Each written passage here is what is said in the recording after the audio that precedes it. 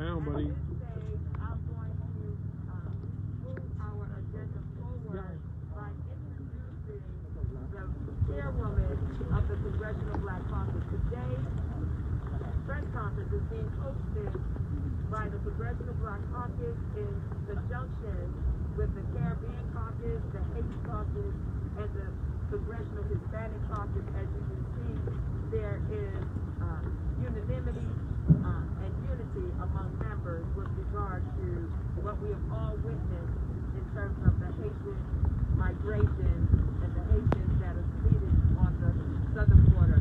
Having said that, it is now my honor to introduce the chairwoman of the Congressional Black Caucus, Congresswoman Joyce Bailey of Ohio.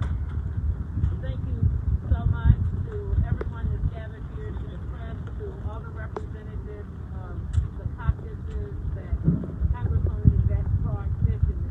It's not by happenstance that we are here. The nation has witnessed over the last 48 hours some of the most horrific things that we've seen. Some of the most emotional, deplorable, unthinkable, and almost not real for us in 2020. But the real reality is, it was real. Today I had the honor of taking 8 members of the Congressional Black Caucus and leadership directly to the White House. And part of that was to speak to those deplorable photos and ask, one, that all those recognized riding horses, using their reins to chase down Haitians like they were cattle and goats, to be suspended, terminated. We also asked a halt to that procedure. While we respect using horses along the border for safety, for patrolling, we have never witnessed people who look like me to be treated the way those Haitians were. We had a long laundry list. And for the sake of so many people who are speaking, we will make it available to the press. We asked for a full investigation. We had the opportunity to speak with the senior advisor to the president, former ambassador Susan Rice, chief of staff to Vice President Harris, and to a whole team of the National Security Office. We filled the room, and let me just say, we were not bad. We put out a set of demands. We said that there would be follow-up, and the opportunity to spend over an hour with the U.S. Secretary of Homeland Security. We also have asked that the conditions be looked at. How can you send someone from Central America, whether it's Brazil or whether it's Chile, that has not been to Haiti in a decade or more, and drop them off? I don't need to tell you. We know of the earthquake. We know of the assassination. We know of the unrest, and that it is a failed country. Not acceptable to us as the Congressional Black Caucus. Let me stop here and just say to you, we are fully engaged. Our Congressional Black Caucus and the Texas delegation, we had the chair of our foreign affairs, we had the vice chair of our Homeland Security, we had the first vice, the Congressional Black Caucus. I am just so pleased that we were able to go and lay out our guidelines. To Congresswoman Clarke. Thank you, Madam Chair. And let me take this opportunity to ask the co-chair of the House Caribbean Caucus, the Honorable Maxine Waters, to bring her comments at this. I want to thank you, Dr. Clarke. Yo. And I want to thank Ms. Got Bailey cameras back here. for the leadership that they're providing on this issue. I'm pissed. I'm unhappy, and I'm not just unhappy with the cowboys who were running down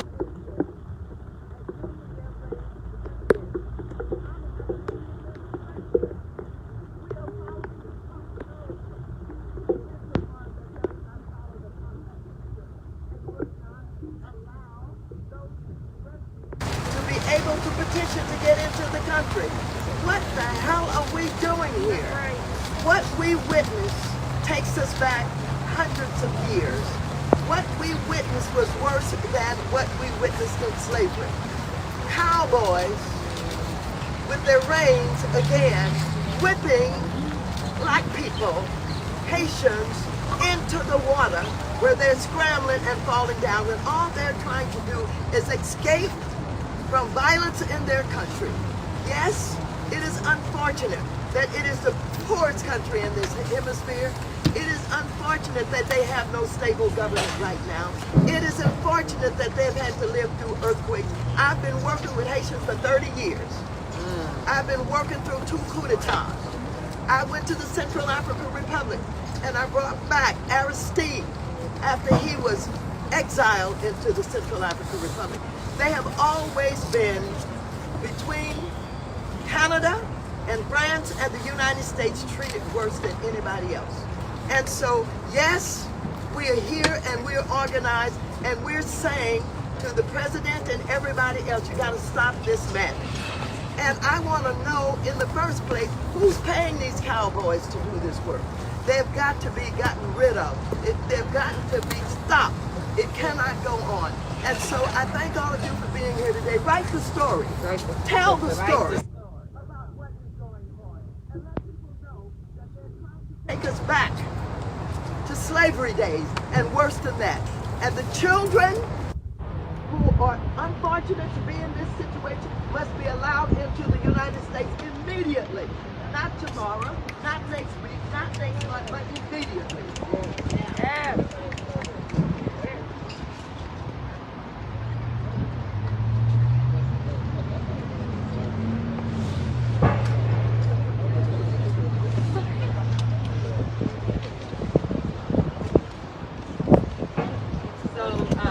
We made it through the rain, everyone.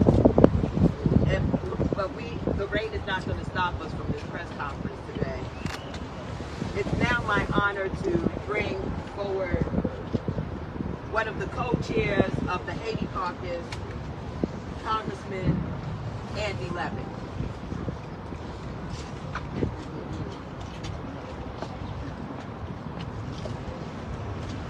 Thank you so much, Congresswoman Yvette Clarke, Congresswoman Joyce Beatty, all the leaders of the Congressional Black Caucus, and all my colleagues who are here today.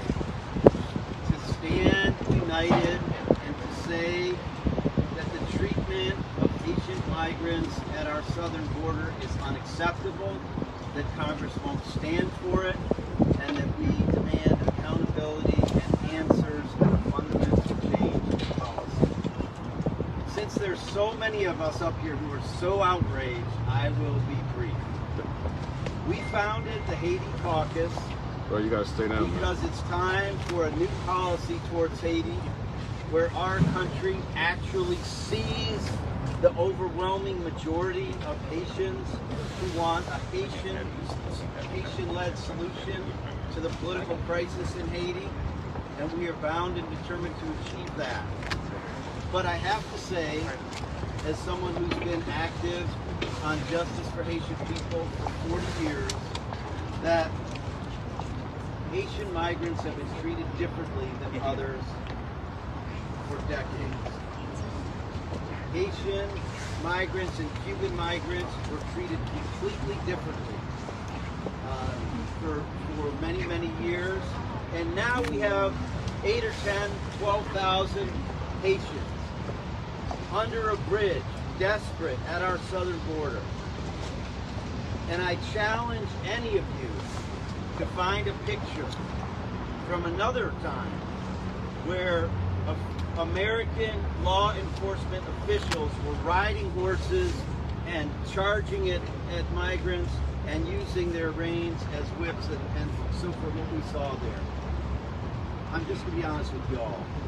This would not happen if this was not 8 or 10,000 black people. It is outrageous.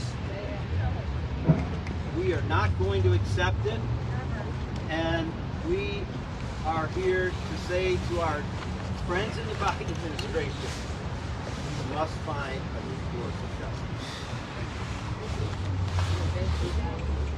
Another co-chair of the Haiti Caucus, who has a very substantial Haitian American Yo, you need to move back, man. within her Move back this way. constituency Thank you. in Boston Get my water is shot. Congresswoman Ayanna Pressley.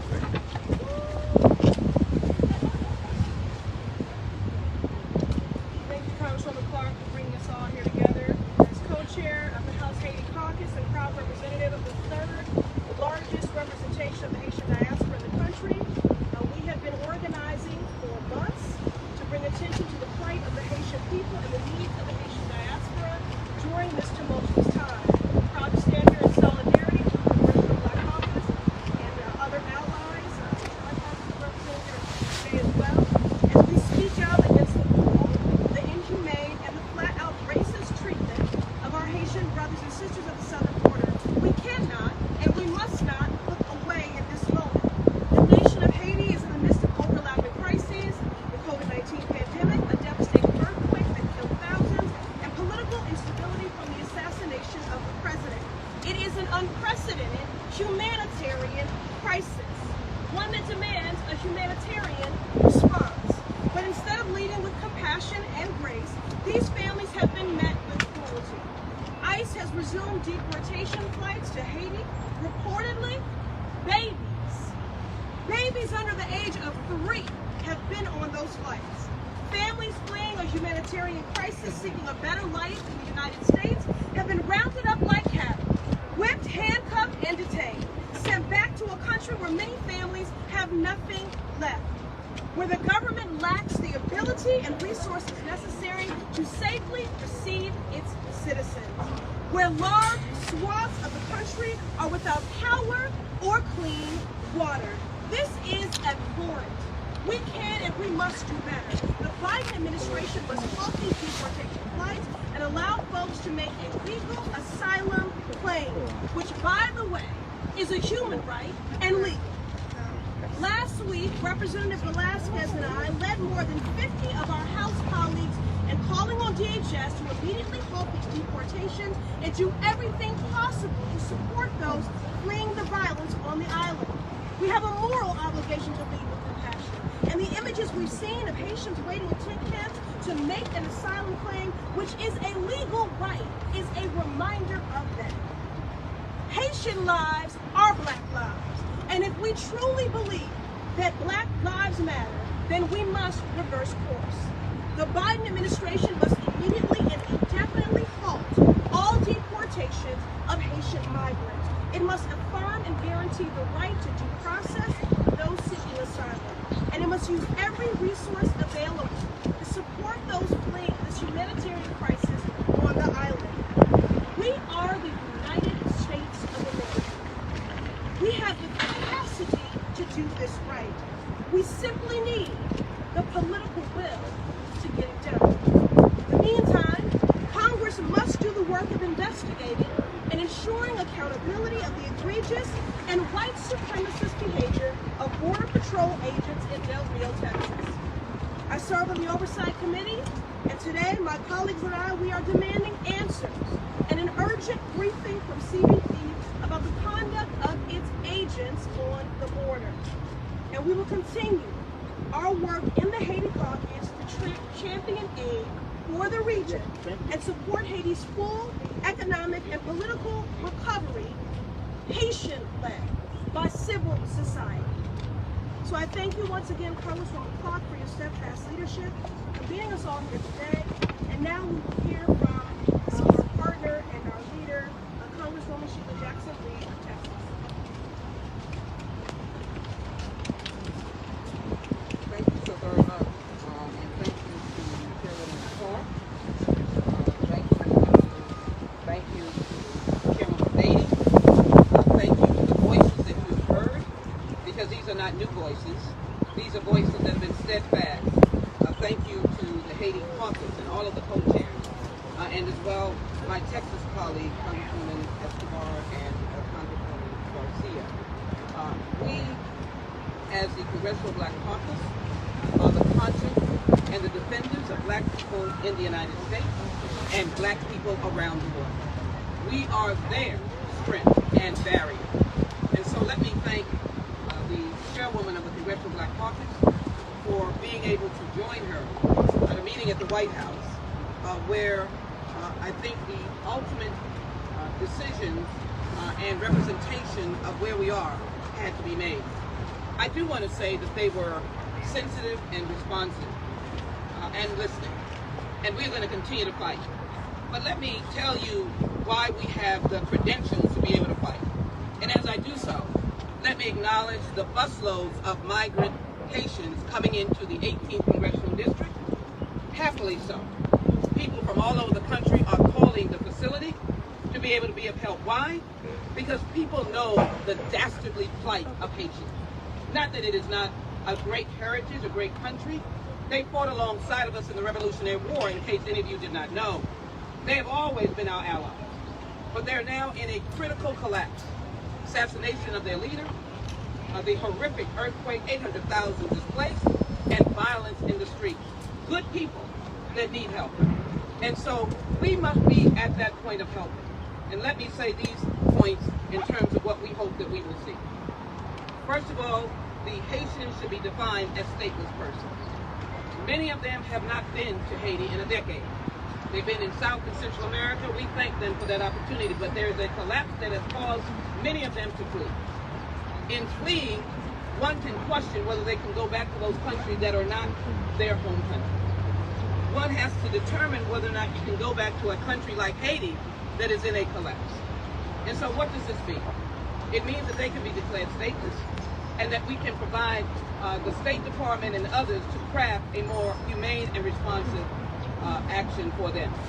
In addition, a relic, Title 42, exists. It is a relic of the Trump administration. It was created to be mean-spirited. It was created to give those who are riding on horses the comfort, I can do this. And who are these people? I've never seen this massive numbers of people of dark skin coming across the border in this number. You have to understand these prices meet people in their place. And so the border has been safeguarded by Border Patrol, CBP, in treating people in a right way. In this instance, actions by some created the narrative that is hurting these people who are just fighting for justice. Title 42, I ask for a suspension of it. It is discretionary. It is related to the Centers for Disease Control, and it can be monitored to the extent that what my colleagues have just asked for, the ability for due process and asylum petition to go forward. Let us create a safe and legal way for families and those who are elderly and those who are frightened and afraid of violence. Let us create that way that we can handle this. I know America can do it. Don't take the narrative of those who want to demean all of us that came from somewhere else.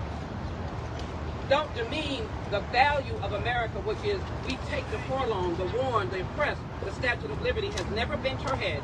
She still stands. And so we as a Congressional Black Caucus and all of our allies, we're so grateful for you because this crosses racial lines. We are standing here with a rainbow of people. We will not tolerate it anymore.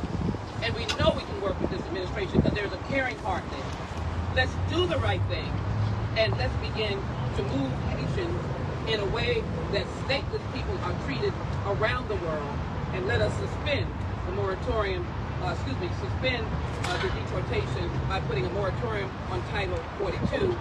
Congress, listen to the Congressional Black Caucus. We are the conscience of the Congress for Black Americans and for those Black people and others around the world. Thank you so much, Sheila. We have been joined by another co-chair of the Caribbean Caucus. I want to ask Congresswoman Stacey Plaskett to bring her remarks at this time.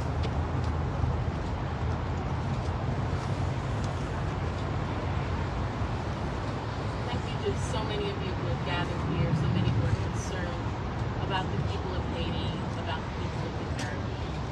Thank you to co-chairs of the Caribbean Caucus that are here with us, Congressman Maxine Waters, Congressman Clarke, Congressman Sheila Jackson-Lee. I'm also grateful to have the Congressional Black Caucus, as well as, turn it up a little, Sheila, as well as members of the Hispanic Caucus and other members of the Democratic Caucus who stand in solidarity with us Haitian caucus members who have been formed to support the people of Haiti.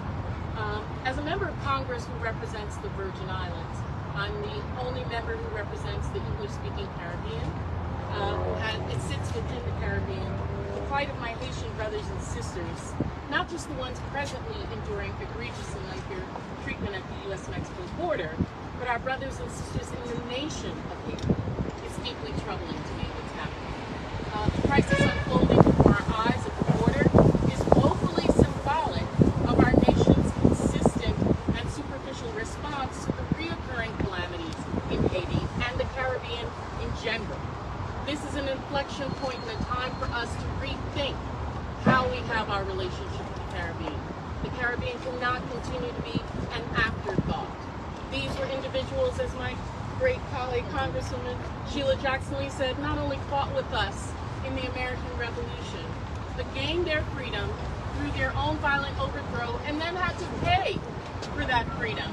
Until the 1940s, they were paying to the tune of what is now over $2 billion to the country of France. We need to ensure that not only the United States, but France continues to be a part of what's happening there. As we watch our fellow human beings seeking a better life, we need to ask ourselves, do they not deserve dignity of listening to their story, understanding their desperation, and working to find sustainable, long-term solutions to their problems that cause tens of thousands of people to leave their country, live in poverty and hostility in South America, and make the dangerous trek to try and come to America? I believe our Haitian neighbors deserve that, and that we owe them that, in the same way that we owe those other individuals that have helped us along the way. America has significant trade agreements and economic support with its neighbors to the north and the south, Canada and Mexico. But when it comes to the Caribbean nations, they are thought of afterwards.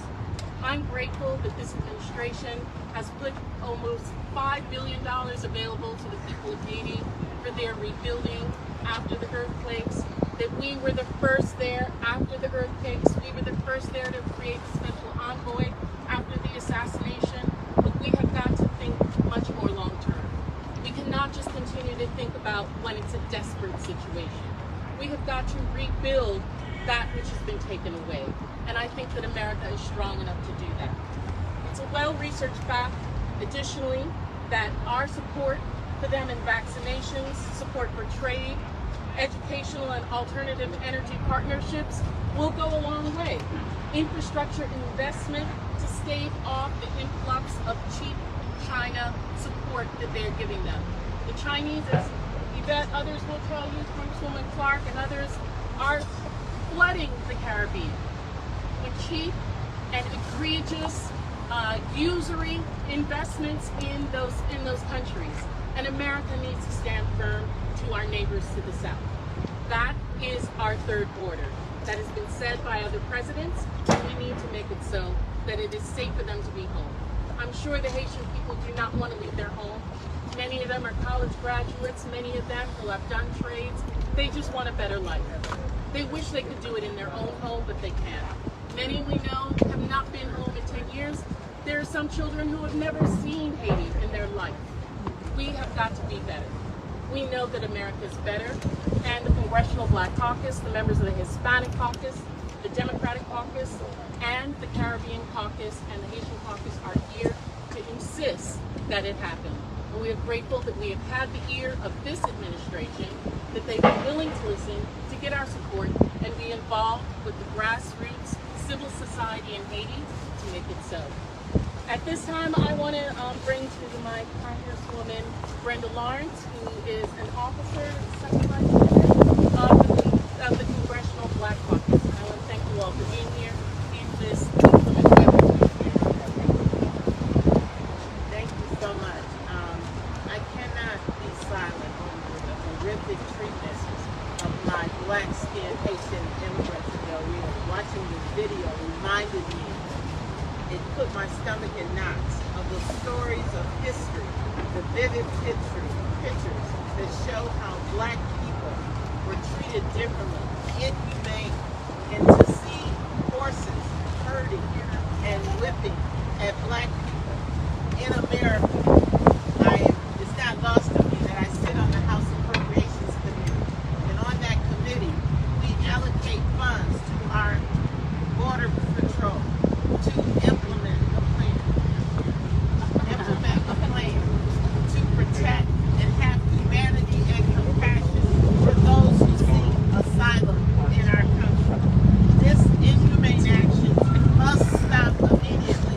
I appreciate the administration saying we're going to investigate, but I don't want another picture of human beings being treated like animals just because of the color of their skin. When the children were locked up at the border, all of us who are standing here today, we've said stop it. Release these children and treat them humanely. The compassion and the values of the United States does not stop just because of the color of the skin. Crying out loud, we're talking about human beings. We're talking about the values of America. We're talking about the compassion that we want to see every day. As a member of the Black Caucus, I will not be silent. As a member of Congress, I will not be silent. As a black woman in America, I will not be silent. This must stop. And now I'm going to bring to the mic Jeanette Berrigan, Congresswoman from California. Thank you. Well, the Congressional Hispanic Caucus stands firm with our brothers and sisters of the Congressional Black Caucus to make sure we're speaking out and saying this is not right, it's intolerable, and we will not put up with it. Seeing the images, the despicable images of humans treated as cattle, rounded up as cattle, is wrong. And we need to hold those accountable, whoever is in it. We need to speak up, and we need to say this is not right. Just today, the Committee on Homeland Security had a hearing with the Secretary to make sure we express our concerns and our outrage over what has happened. But we can't stop here. We need to continue to push the policies that are going to change this from happening. Let's remember that our Haitian brothers and sisters can't go to a port of entry and claim asylum like that because the policies have still not been undone to allow that to happen. And that is legal, and it's allowed within our immigration laws, and it needs to happen here so that people don't feel that they have to go to these ports of entry. But as my colleagues have pointed out, Title III, something I also spoke with the Secretary about today. We have hundreds of thousands of people crossing the border every single day. Why treat asylum seekers differently? It's a discriminatory practice that's anti-immigrant, and we need to end it. So today I implore the Secretary to end this practice, to stop hiding behind the wall of public health. Because we know there are vaccines, and we know that they have allowed in the past immigrants to get vaccines from this country. It's done permanently. So the Hispanic Caucus stands strongly with our brothers and sisters. We are going to continue to push until somebody is accountable and that this does not happen again. With that, I would like to introduce my colleague from California, Barbara.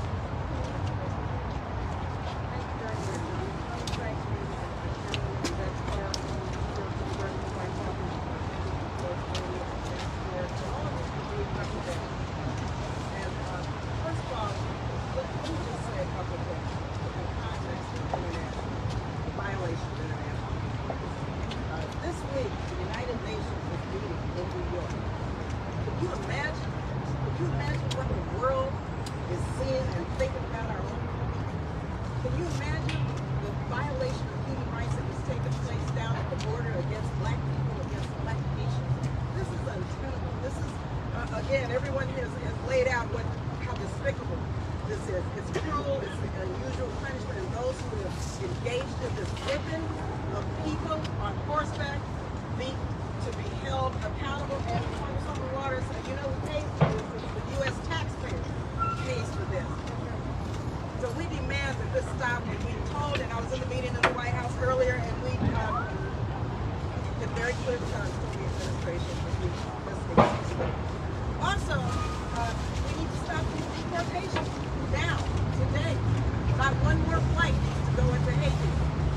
know what is taking place in Haiti. We don't even have the humanitarian efforts taking place.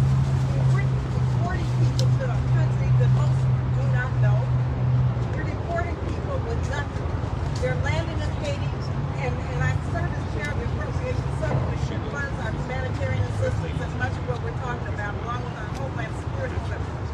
We have to have food and water, place to sleep, housing, sanitation. We're sending people back with nothing. They're roaming the country.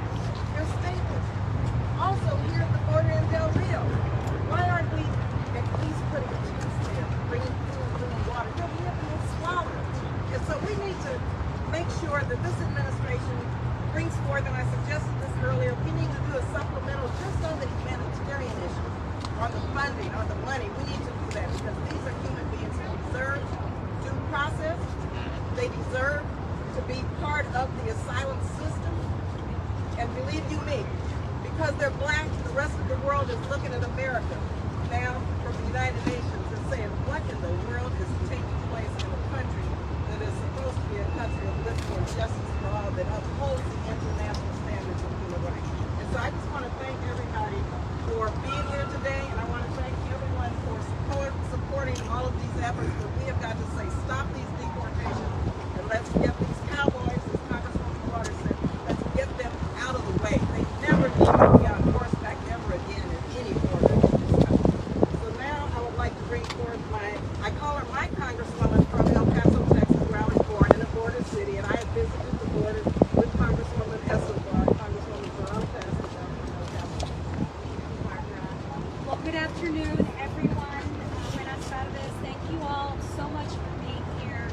And I am here along with my conde, Silvia Garcia, and my sister also from Houston, the Texas women, in solidarity, cross-caucus solidarity, as we call out to the administration and demand the end of Title 42 and the restoration of dignity for vulnerable migrants, all vulnerable migrants.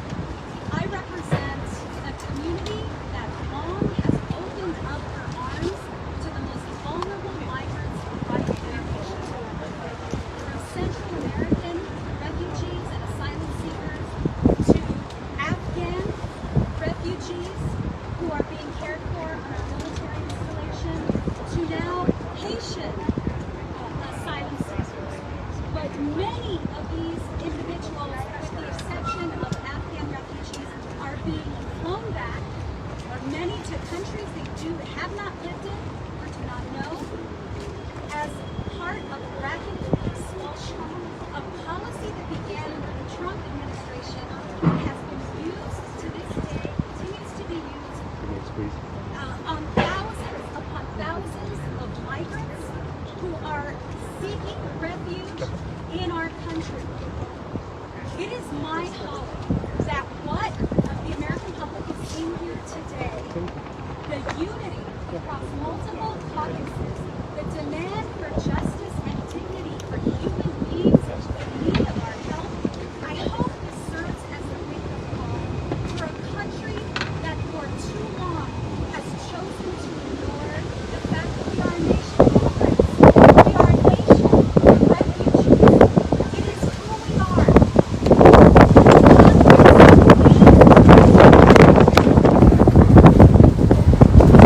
Congress needs to expand legal avenues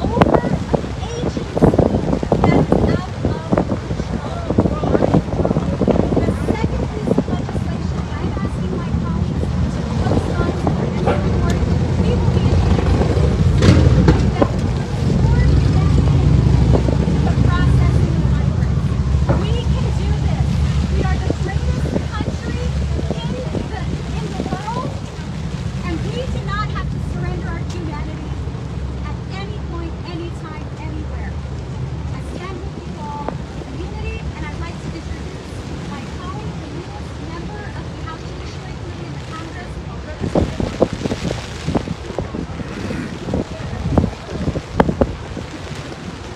It's an honor to be introduced by a leader for our time, the incredible